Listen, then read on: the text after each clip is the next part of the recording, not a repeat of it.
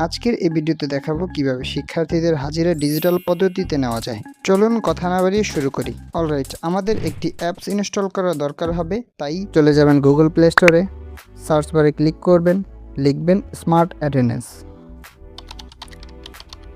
এরপর এই অ্যাপসটি ইনস্টল করবেন। আমি লিঙ্কটা ভিডিওর পিন কমেন্টে দিয়ে রাখবো, চাইলে সেখানেও ক্লিক করে চলে আসতে পারেন। সো আমি আগেই ইনস্টল করে রেখেছিলাম, আমি এখন ওপেন করব। অ্যাপসটি ওপেন করার পর এরকম একটা ইন্টারফেস শো হবে। এখানে দেখতে পাচ্ছেন টুডে সামারি, অর্থাৎ আজকের অ্যাটেন্ডেন্স রিপোর্টটা, এবং নিচে দেখতে পাচ্ছেন মান্থলি সামারি, অর্থাৎ এই মাসের জন্য অ্যাটেন্ডেন্স রিপোর্ট। সো অ্যাটেন্ডেন্স নেওয়ার জন্য টেক অ্যাটেন্ডেন্সে ক্লিক করুন। এরপর এখানে একটি বিষয় এবং শ্রেণী দিয়ে গ্রুপ তৈরি করতে হয়।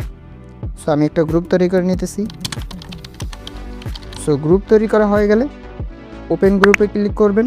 এখানে দেখতে পাচ্ছেন কোনো শিক্ষার্থী অ্যাড করা নেই। সো নর্মালি আমি 2 থেকে 3 জন শিক্ষার্থী অ্যাড করে নিব, সেজন্য অ্যাডে ক্লিক করবেন এবং এখানে সকল ডাটা দিয়ে শিক্ষার্থী অ্যাড করবেন।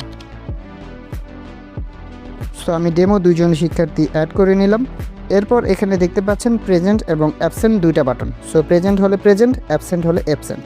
উপরে প্রেজেন্ট অল, এখানে ক্লিক করলে সব প্রেজেন্ট হয়ে যাবে, এবং অ্যাবসেন্ট হলে ক্লিক করলে সব অ্যাবসেন্ট, রিস্টার্ট অল হলে সব রিস্টার্ট হয়ে যাবে। সো আমি ডেমো প্রেজেন্ট এবং অ্যাবসেন্ট দুটো দিয়ে সেভ অ্যাটেন্ডেন্সে ক্লিক করব।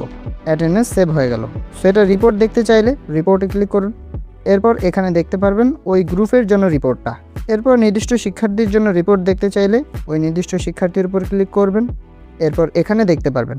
সো এখান থেকে মান্থ পিকে ক্লিক করে নির্দিষ্ট মাসের জন্য রিপোর্ট দেখতে পারবেন। সো এই রিপোর্টটা চাইলে আপনি গার্ডিয়ানকে সেন্ড করতে পারবেন, সেজন্য সেন্ড হোয়াটসঅ্যাপে ক্লিক করবেন। এখানে যে কোনো একটা গার্ডিয়ান সিলেক্ট করবেন, এরপর সেন্ড করবেন। সো রিপোর্টটা ঠিক এরকম দেখাবে।